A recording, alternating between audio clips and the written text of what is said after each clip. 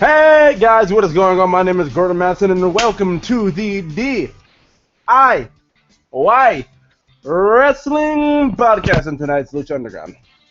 So I'm actually happy for once, and I mean, like, I'm happy that SmackDown. Don't get me wrong, but this is a different kind of happiness. It's like it's Lucha Underground, so anything they would really actually have to do to screw up here, like if they really do like screw up major, it's not as big as a WWE screw up. And I don't say that from a place of, well, it's not as big as a company as WWE. It's not like they don't have the pressure that they have, because in my eyes they do, because they've set themselves for a standard that is so high at this point where it's just like, well, you know, it's not that bad. Like if they screw up, like, well, they'll fix it themselves. Like I don't have to worry about it. Like that's what their standard is. And they haven't really made one of those screw ups. You can say the biggest screw up they made, the biggest screw up this place has made, was probably giving Mysterio the win over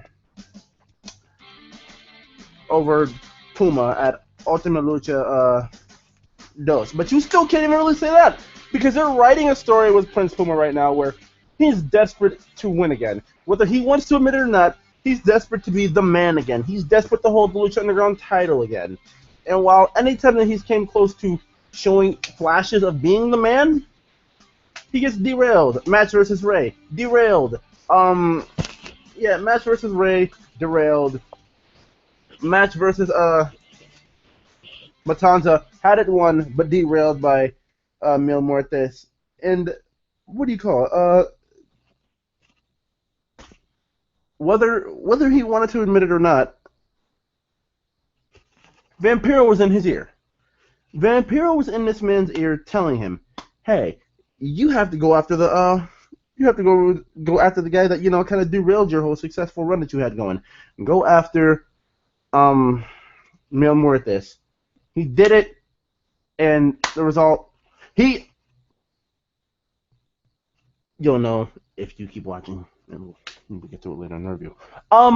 Anyways, with that being said, we get into tonight's show, and, you know, they show us the previews of what's going to happen tonight and everything like that, and the first match of the evening we get, though, is Dario's Dial of Doom, which is the, I guess, urbanistic Lucha Underground version of Wheel of Fortune, and if your name is selected, it's not really a good thing, because you have to step in the ring with a 300-pound beast wearing a metal mask. So, with that being said, we now get to the Monster Matanza Cueto versus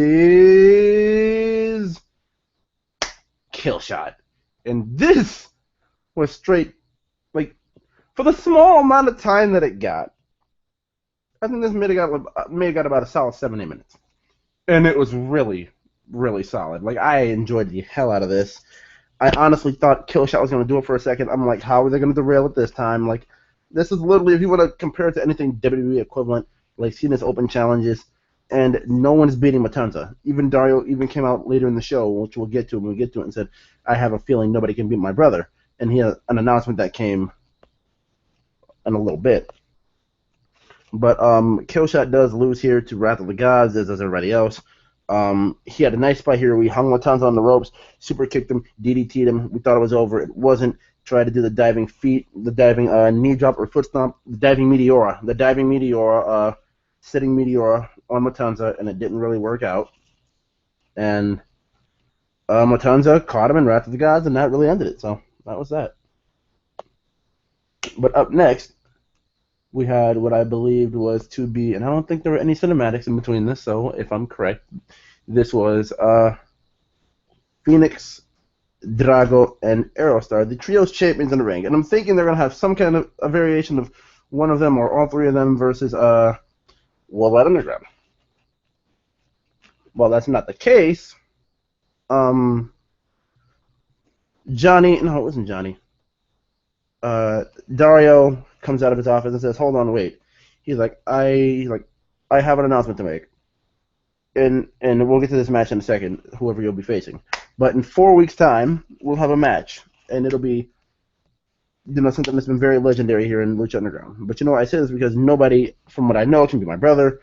And he basically goes on to tell everybody nobody can beat Matanza. And this is gonna culminate with an Aztec Warfare to get a number one contender, which is what we think, because that was how the first Aztec Warfare was originated. And then last year, we had it for the championship. But he tells everybody that we're going to have Aztec Warfare in 4 weeks. Aztec Warfare champ breaks out. And then we get Dario announcing he's so confident within his brother that he's putting Matanza #1 in Aztec Warfare. And if that wasn't big enough itself, the winner of this match gets entrance number 20 in Aztec Warfare. And they get to be the last man to enter Aztec Warfare.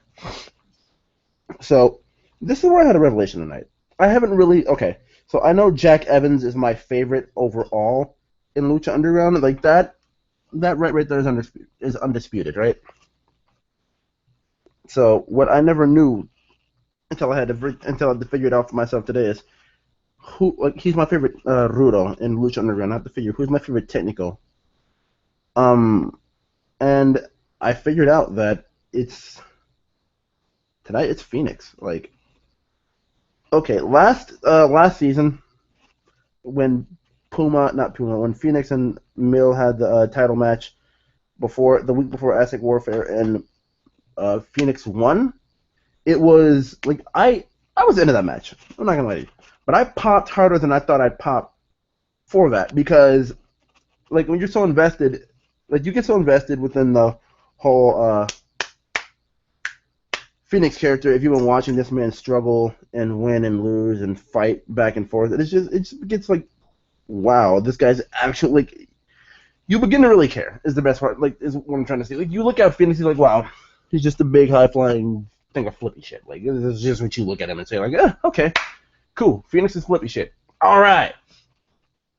But then you look at how much they put into the character, and you have to really have seen Phoenix from the start to really understand it, get it. Because most who haven't and most who don't, they really won't. Okay. So with that being said, yeah, it's I'm sorry. With that being said, the match itself was pretty fun, pretty entertaining. Do I agree with the choice that they chose here to win this match? Not really, but in all honesty, it was the most unpredictable, and Drago won this match. At one point, I didn't really see where it happened, but because I was going back and forth looking what people were texting me about the show, because I have a couple friends who watch the show, and Phoenix's nose got busted on something. Phoenix's nose got fucked, dude. But after that, he still came in the ring. He was still throwing super kicks. He was still doing high spots. He did not care. Now, let me just say this right now. Not Aerostar. Drago winning. Actually, if I really think about it, it does not really seem like a bad decision, because Phoenix is an underdog character who would probably go in anywhere from between the 1 to 10 range. Not even that, the 1 to 5 range, because Phoenix is one of those characters who starts out early in Aztec Warfare and ends Aztec Warfare somewhere within the top 5 that are left. And I'm completely fine with Phoenix not winning this match. I mean, I would not have preferred him coming in number 20. It just wouldn't have seemed like a Phoenix thing. Like, even if he wins Aztec Warfare, which I don't think is going to happen, and he would have won this match, it would have been like, yeah, Phoenix won, but it doesn't feel like a Phoenix-esque win. Like, even if Matanza is the last one with him, Matanza's weakened, and it kind of takes the steam out of Phoenix's title win.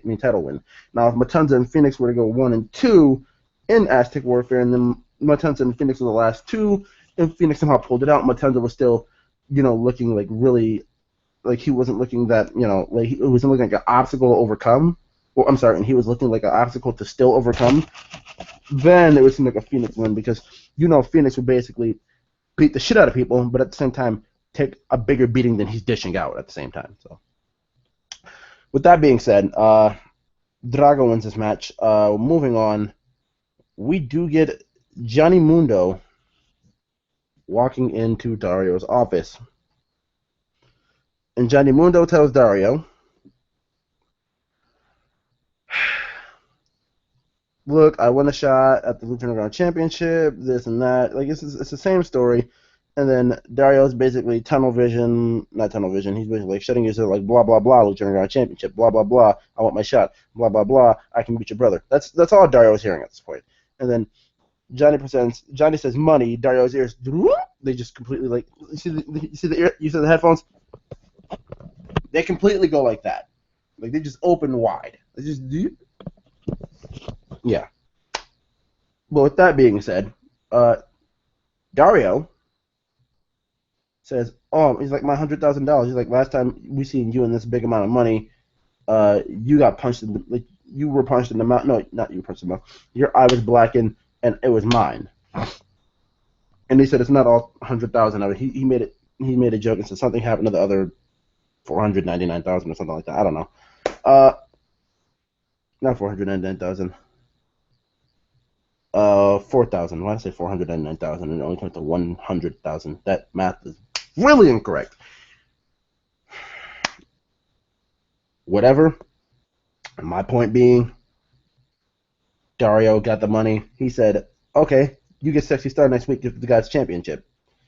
And Johnny still has to be a Sexy Star, so if Johnny be Sexy Star, then he's going to probably, he's the best bet from there, is Aztec Warfare. He's going to have to climb through Aztec Warfare. And, yeah, I just feel like this review is more about Aztec Warfare itself than the Lucha Underground show, because this brings back another point to Aztec Warfare. This brings another point to have Aztec Warfare. If Johnny, I mean,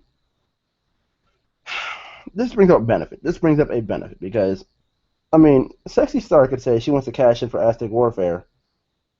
Not Sexy Star. Actually, yeah, Sexy Star could. No, my point being here, Johnny could be Sexy Star and say he wants to cash in for Aztec Warfare, and Dario can say, okay, you'll be in Aztec Warfare.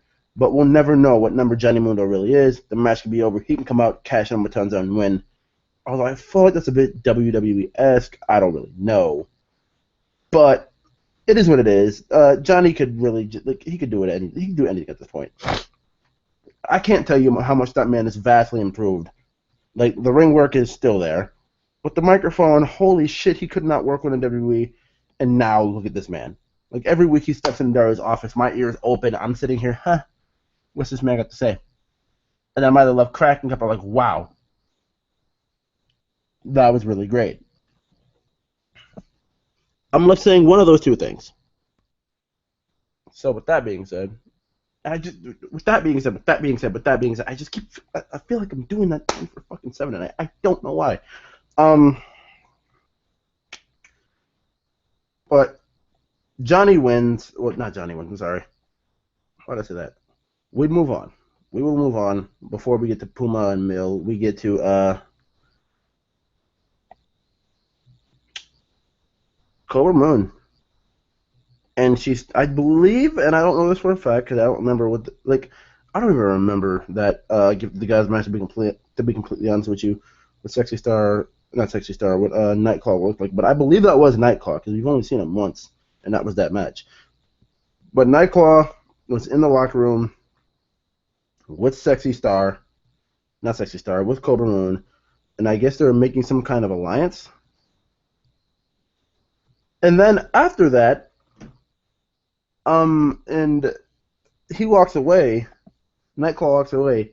Vinny Massaro comes up eating a slice of pizza, saying, "Well, I thought this was the men's room." I thought Vinny Massaro for a second because I had to ask somebody who that was because, like I said, I was not there 100% for season 1, and he was another one of those characters like Ricky Mandel who walked in, walked out, and we've never seen again.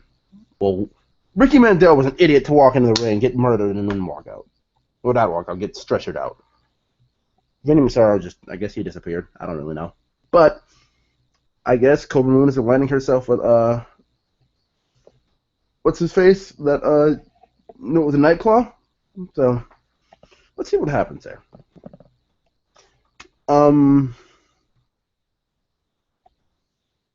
Anything else, really, at this point, until the main event? No, I don't think so. Okay, so we move into the main event, which is Mil Muertes versus Prince Puma. And this was solid. This is really something. My favorite part of this, and it's classic Puma shit, when he dives, and I believe it was from the top of the stairs. From the top of the stairs, crossbody, full on, completely caught Mil, and landed him with that. I just fucking love I absolutely love fucking Prince Puma when he fucking does that shit. And Mil Muertes, like you look at him, he just feel like, oh, he's an average big guy who's gonna beat the shit out of you. He's not even that. Like Mil will do his fucking topes and shit. Mil will do his fucking run of the mill shit like that. But just the way Mil will just sit there and beat you around feels like it's with such like I don't know if purpose is the word to use for this. Like he beats you with the intent to kill. It's like when you see Matanza, I'm like, yeah, they're monsters, but like I feel like when Mil does it, you can actually feel the hatred coming through him. When Matanza does it, it's just like, huh, this is fun. Like it's just like, I don't know if I'm way off with that, but like Mil Muertes to me, it may just be because he has Katrina, but like I enjoy Mil and Matanza in two different ways. I enjoy Matanza in the ring. I enjoy Matanza in the ring, strictly in the ring because he doesn't do anything else but just fight. Like the presence is gone and everything. That like the scary aura presence that he had was gone because of how he's been exposed recently within the beginning within this season, and I don't really have a problem with that. Eventually, it had to go away, but I don't know. I don't know. But with that being said, oh my god, I keep doing it. We'll move on. We'll move on to actually to Mil. What I enjoy about him is the character work that Katrina displays to display. Well, Katrina's character work that displays Mil, and that puts Mil over. Dario's thing is just Matanza's an ass kicker. That's pretty much it. He doesn't really display that he's an ass kicker. He just says he'll just eat you alive. That's basically about it, which is probably the same fucking thing. Either way it goes, I enjoy them for two different reasons. The character work that goes into Mil Muertes, and then the in-ring competitor that is Matanza. But speaking of Mil, we'll get to Mil. Mil Muertes versus Prince Puma. Prince Puma goes on to get the win with the 630. Pretty back and forth match. I enjoyed it. Really did. Let's see what else happened here. Oh, yeah, like I said, the notable thing for me from this match was the crossbody. The Reaper's Trident outside the ring and the two topes from, well, the tope con hilo and the tope suicida from Puma were fun. What do you call it? Puma, like, it just, like, he really seemed like he was wrestling this match with arrogance to him. Like, Prince Puma was like this humble kid at the start who, like, had Conan leading him, and then once he lost Conan, he eventually, like, you felt like you got flashes of him being cocky, but like, he took everything serious. Now Puma's just cocky, and here's the thing. I don't think he got season 1, and he had to stay humble. Puma now knows he's the shit, and Puma now knows that I very well may be the very best in this temple. We just gotta see. And beating Mel was a big step to that. So you know what? That was really about it. Lucha Underground. Fun show tonight. We did get another Rabbit Tribe vignette, and it's a TikTok coming soon. I'm wondering when. My guess is now that we have a timetable, 4 weeks from now, Aztec Warfare. And I think that's going to be probably about it. So I hope you guys did enjoy this. Remember to leave a like on this video if you already haven't. Subscribe if you are not subscribed for more of that double E goodness. Oh God, I just went through the motions on that. I'm sorry. I said double E of more of that wrestling goodness on this channel. And I ain't done for the night, people. I promise you. Before the sun rises, wherever the hell you are, there will be an NXT review on this channel. We back, baby. We back. So thank you guys for watching, and I will see you guys next time. See ya!